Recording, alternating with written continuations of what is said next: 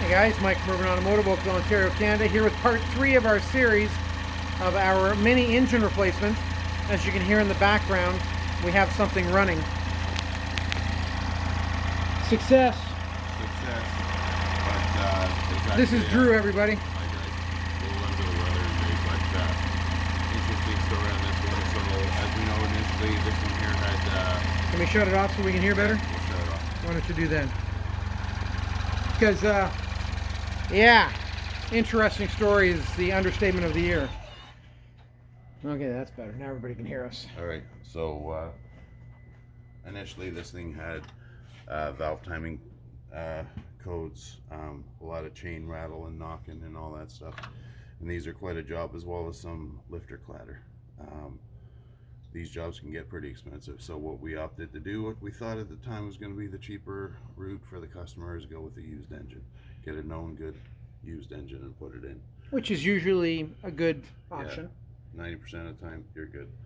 Except this time. Unfortunately, we didn't get that done. Oh, no.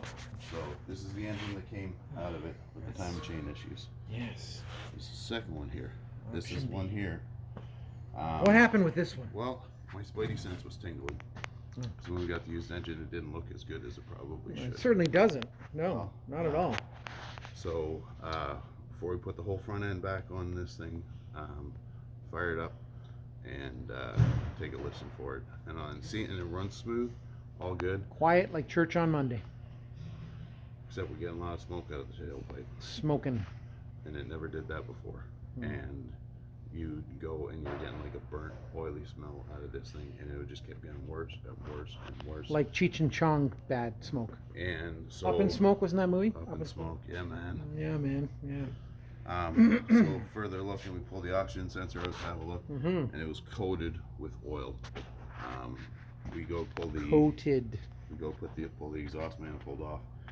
Cylinder 3 and 4 were just loaded with oil. Spin it out. Like, again, the compression may be good on this thing, but as far as the oil control side of it, whether you got bad valve seal, bad guides, bad oil control rings, whatever it was getting in, and it just loaded the exhaust, the cat, the intercooler, everything. It just loaded it all.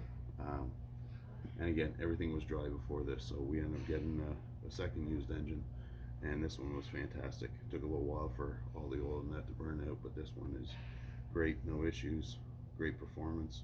Cycled all the fluids, and this one's good to go now. All right. And you could do mini engines blindfolded now? The only time I want to do another mini engine is if I'm blindfolded up against a post with guns held to me. That's not true. He loves Mini. We all love Mini. Don't you love Mini? Not so much anymore. Wow. It was he's jaded from the experience, but yeah, it's not an easy job, folks. If you're looking to do this under the shade tree in your backyard, this is not one to undertake for sure. Leave it to some professional somewhere. Especially this one being an all-wheel drive. Yes, yes, it was a joy. So there you have it. Proof that it was running, it is in, and proof that there's two carcasses over there. Should only be one, but there's two. And yeah, this customer is going to be happy with the end result and be on their way. So if you or anyone you know has a Mini Cooper that has drivability issues or concerns, don't hesitate to reach out and give us a call.